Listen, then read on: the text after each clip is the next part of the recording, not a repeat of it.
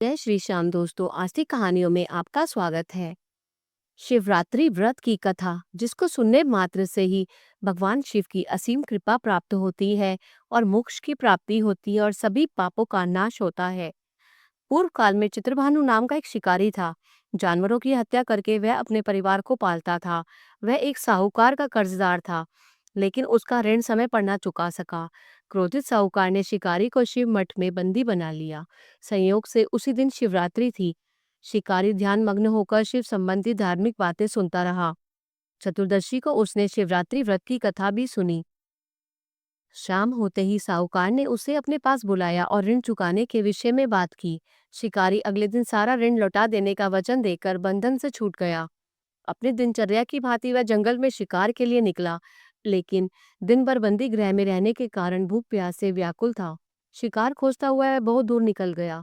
जब अंधकार हो आया तो उसने विचार किया कि रात को जंगल में ही बितानी पड़ेगी। वह वन एक तालाब के किनारे बेल के पेड़ पर चढ़कर रात बीतने का इंतजार करने लगा। बिल वृक्ष के नीचे शिवलिंग था, जो बेल पत्रों से ढका हुआ था। शिकारी को उसका पता न चला। पड़ाव बनाते समय उसने जो टहनियां तोड़ी, वे संयोग से शिवलिंग पर गिरती चली गई। इस प्रकार दिन भर भूखे प्यासे शिकारी का व्रत भी हो गया और शिवलिंग पर बेलपत्र भी चढ़ गए। एक पहर रात्रि बीत जाने पर एक गर्भिणी हिरणी तालाब पर पानी पीने पहुंची। शिकारी ने धनुष पर तीर चढ़ाकर ज्यों ही प्रत्यंचा खींची, हिरनी बोली, मैं गर्भिणी हूँ, शीघ्र ही प्रसव करूंगी। तुम एक साथ दो जीवों की हत्या करोगे, जो ठीक नहीं है। मैं बच्चे को जन्म देकर शीघ्र ही तुम्हारे समक्ष प्रस्तुत हो जाऊंगी, तब मुझे मार लेना। शिकारी ने प्रत्यंचा ढीली कर दी और हिरनी जंगल झाड़ियों में लुप्त हो गई। प्रत्यंचा चढ़ाने तथा ढीली करने के वक्त कुछ बेलपत्र अनायास ही टूटकर शिवलिंग पर गिर गए। इस प्रकार उससे अनजाने में ही प्रथम पहर का पूजन भी संपन्न हो गया। कुछ ही देर बाद एक और हिरनी उधर से निकली। शिकारी की प्रसन्नता का ठिकाना न रहा। समीप आने पर उसने धनुष पर बाण चढ़ाया। तब उसे देख हिरनी ने विनम्रता पूर्वक निवेदन किया कि हे शिकारी, मैं थोड़ी देर पहले ऋतु से निवृत्त हुई हूँ। कामातुर विरहिणी हूँ। अपने प्रिय की खोज में भटक रही हूँ। मैं अपने पति से मिलकर शीघ्र ही तुम्हारे पास आ जाऊंगी। शिकारी ने उससे भी जाने दिया। 2 बार शिकार को खोकर उसका माथा ठनका वह चिंता में पड़ गया। रात्रि का आखिरी पहर बीत रहा था।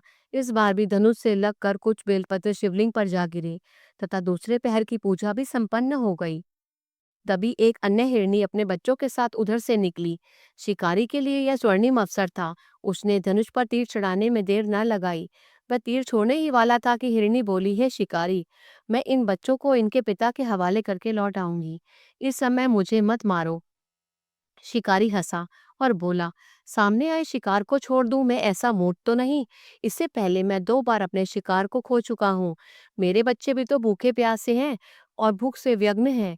उत्तर में हिरनी ने फिर कहा, जैसे तुम्हें अपने बच्चों की ममता सता रही है, ठीक वैसे ही मुझे भी है शिकारी। मेरा विश्वास करो, मैं इन्हें इनके पिता के पास छोड़कर तुरंत लौटने की प्रतिज्ञा करती हूँ। हिरनी का दुख भरा स्वर सुनकर शिकारी को उस पर दया आ गई। उसने उस मृगी को भी जाने दिया। शिकारी के अभाव में तथा भूख प्यास से व्याकुल शिकारी अनजाने में ही बेल वृक्ष पर बैठा बेल पत्र तोड़ तोड़ कर नीचे फेंकता जा रहा था। पौ फटने को हुई तो एक हष्टपुष्ट मृग उसी रास्ते पर आया। शिकारी ने सोच लिया कि इस शिकार वह अवश्य करेगा। शिकारी की तनी प्रत्यंचा प्रत्यंचा देखकर मृग विनीत स्वर में बोला, हे शिकारी, यदि तुमने मुझसे पूर्व आने वाली 3 मृगियों तथा छोटे छोटे बच्चों को मार डाला है, तो मुझे भी मारने में विलंब न करो, ताकि मुझे उनके वियोग में एक क्षण भी दुख न सहना पड़े।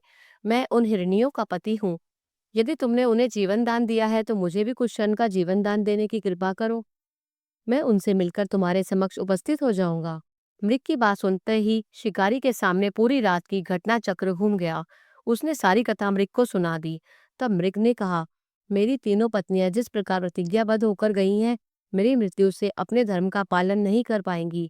अतः जैसे तुमने उन्हें विश्वास पात्र मानकर छोड़ा है, वैसे ही मुझे भी जाने दो। मैं उन सबके साथ तुम्हारे सामने शीघ्र ही उपस्थित होता हूँ। शिकारी ने उससे भी जाने दिया। इस प्रकार प्रातः हुआ आई। उपवास, रात्रि जागरण तथा शिवलिंग पर बेलपत्र चढ़ाने से अनजाने में ही पर ही शिवरात्रि की पूजा पूर्ण हो गई। पर अनजाने में ही की हुई पूजन का परिणाम उसे तत्काल मिला। शिकारी का हिंसक हृदय निर्मल हो गया। उसमें भगवत शक्ति का वास हो आया।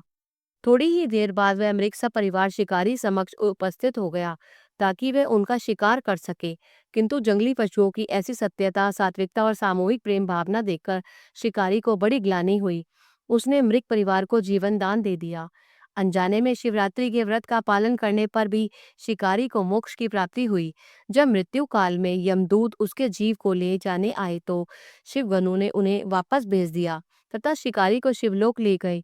शिवजी की कृपा से ही उसे अपने जन्म में राजा चित्रभानु अपने पिछले जन्म को याद रख पाए तथा महाशिवरात्रि के महत्व को जानकर उसका अगले जन्म में भी पालन कर पाए। बोलो शिव शंकर भगवान ने की जय। शिव कथा का यह है संदेश कि शिकारी की तपस्या कैसे पूर्ण हो गई, जो उसने निष्काम भाव से की ही नहीं थी। शिकारी की कथनानुसार महादेव तो अनजाने में किए गए व्रत को भी फल दे देते हैं, पर वास्तव में महादेव शिकारी की दया भाव से प्रसन्न हुए। अपने परिवार के कष्ट का ध्यान होते हुए भी शिकारी ने मृग परिवार को जाने दिया। यह करुणा ही वस्तुतः उस शिकारी को उन पंडित एवं पुजारियों से उत्कृष्ट बना देती है, जो कि सिर्फ रात्रि जागरण, उपवास एवं दूध, दही, बेलपत्र आदि द्वारा शिव को प्रसन्न कर लेना चाहते हैं। इस कथा में सबसे महत्वपूर्ण बात यह है कि इस कथा में अनजाने में हुए पूजन पर विशेष बल दिया गया है।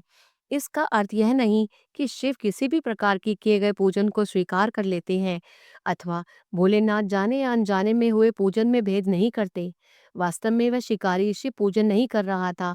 इसका अर्थ यह हुआ कि वह किसी तरह के किसी फल की कामना भी नहीं कर रहा था। उसने मृग परिवार को समय एवं जीवन दान दिया, जो कि शिव पूजन के ही समान है। शिव का अर्थ है कल्याण। उस निरीह प्राणियों का कल्याण करने के कारण ही वह शिव तत्व को जान पाया तथा उसका शिव से साक्षात्कार हुआ। परोपकार करने के लिए महाशिवरात्रि का दिन होना आवश्यक नहीं है। पुराण में 4 प्रकार के शिवरात्रि पूजन वर्णन है। मासिक शिवरात्रि, प्रथम आदि शिवरात्रि तथा महाशिवरात्रि और पुराण वर्णिम अंतिम शिवरात्रि है। नित्य शिवरात्रि वस्तुतः प्रत्येक रात्रि ही शिवरात्रि है। अगर हम उन पर परम कल्याणकारी आशुतोष भगवान में स्वयं को लीन कर दें तथा कल्याण मार्ग का अनुसरण करें, वही शिवरात्रि का सच्चा व्रत होता है। जय श्री श्याम।